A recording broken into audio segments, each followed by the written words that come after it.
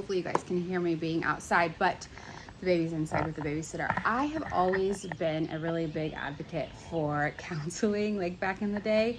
But I would go to these counseling sessions and it's like I would talk and talk and talk.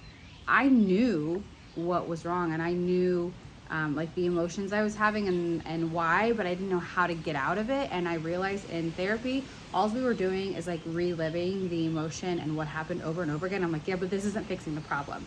So I found that like a lot of people in the healing space or a lot of like people in the therapy space, and it's starting to change, but like they live so much in the emotion of things.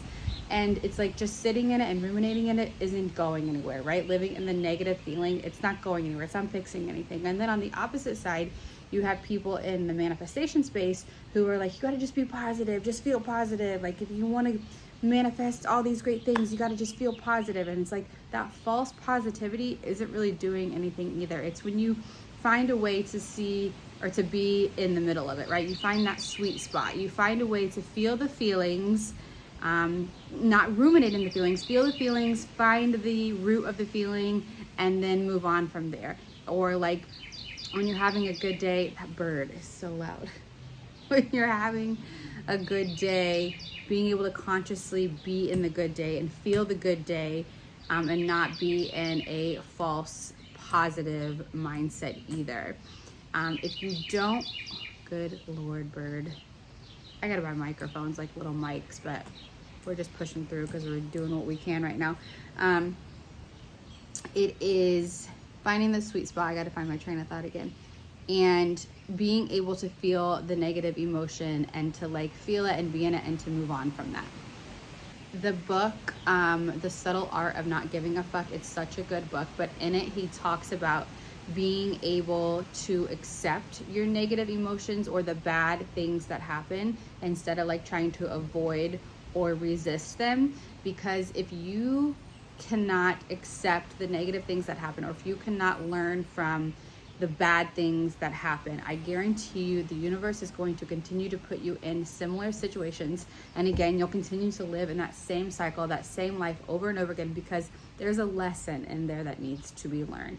In Kabbalah, they call it your tikkun, right? It is the, and I've talked about this before, but it is the, I don't want to say it's the problems inside of you, but it is the part of you that you came to this earth to learn to navigate and to master, so you can move on to the next part of you, the next level up in life, so you can like expand your vessel, and so you can learn to receive the blessings that the universe has for you. You have to move through and learn from these experiences so you can learn to hold and accept the good things in your life, right? So you need to consciously be aware of the good things and consciously feel the bad things, but not sit in either space too long, because just like anything else, this too shall pass, right? The bad shall pass, but the good shall pass too. So it's like finding that sweet spot of letting go of detachment, but like genuinely being optimistic. And all of that is where you are raising your vibration, is where you're genuinely sitting in a different frequency. Like you have to raise your vibration and meet the frequency of all of these things you want to manifest, all of this abundance, wealth, all of the love, authenticity, all of these things are at like this higher vibration, and it's working through all of this lower stuff that's going to raise you into that higher vibration. Okay, so moving on to 7 days of homework. You know, I like to give you guys homework, or if you don't know that, if you're new here, this is what we're doing. We're kind of going through lessons in the book that I'm writing. It's called Look, You Want to Be Happy, 52 Weeks to a Happier, More Fulfilled Life. And each day you're going to work on one small little thing, because you're going to get 1% better each day. I don't really like the word better. You're going to just do 1% each day to live in a higher frequency, to live in that more fulfilled version of yourself, and that happier state of life. Okay, moving on. I'll put let me scoot over because I will put text on screen here, so you can screenshot it too. So day 1, Throughout the day, every time a strong emotion, positive or negative, arises, pause and label it. Say to yourself, this is sadness, or this is frustration, this is joy. At the end of the day, write down 3 emotions you had and how you responded to them. The goal is to observe your emotions instead of being consumed by them.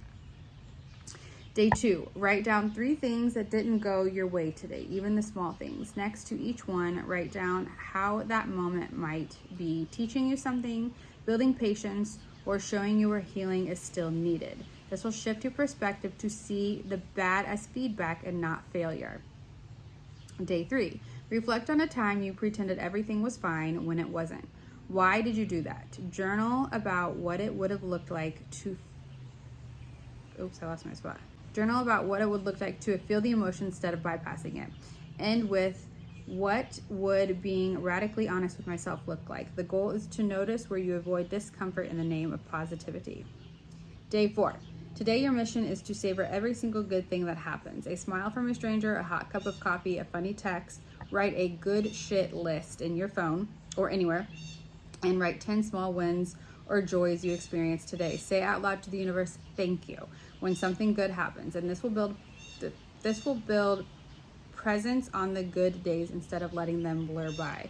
I think it's so important. I'll do another lesson on this, but like speaking everything into existence. So literally saying, thank you so much, God, for this money that has come into my life, and for being able to spend it and to continue to circulate it through the world. So just speaking everything into existence. And like I've talked about before, you're also speaking into existence negative things. So when you're saying like, oh my God, this is so hard and life is so hard and this always happens to me, you're just speaking more of that into existence as well. So learning to consciously be in the good and speak gratitude out loud to the universe.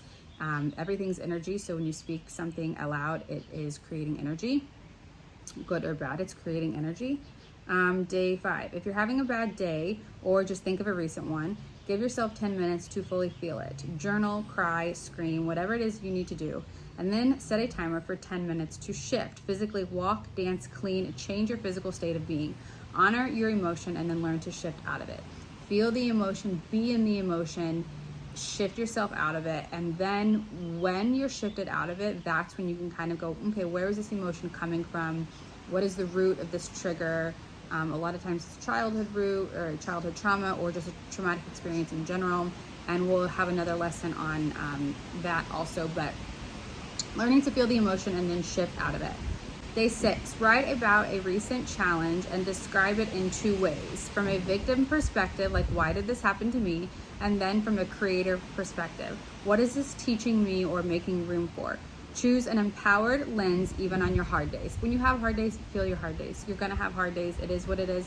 I used to be really bad on bad days and just being like, I'm just so unhappy in my life. And it's like, girl, no, come on. You're having a bad day. Like, don't be so fucking dramatic. Day 7, write a letter from your highest self, the one who fully embodies this lesson. What do they say about handling hard days, and how do they move through life? What miracles are they witnessing because, oh, sorry, I misspelled.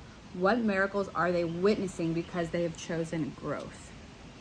That is your 7 days of homework. If this resonated, if you have questions, anything you'd love to share in the comments, I would love to hear it. Make sure you are on the wait list. There's a link in the bio, a wait list for the workbook, the 52-week workbook.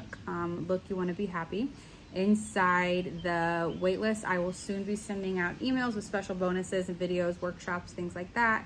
I would love to have your email in that wait list, and so I can share all of these fun little nuggets that come into my brain, because I'm just obsessed with learning all of this and teaching all of it to you and teaching these little mindset shifts. So thanks for joining. Love you guys.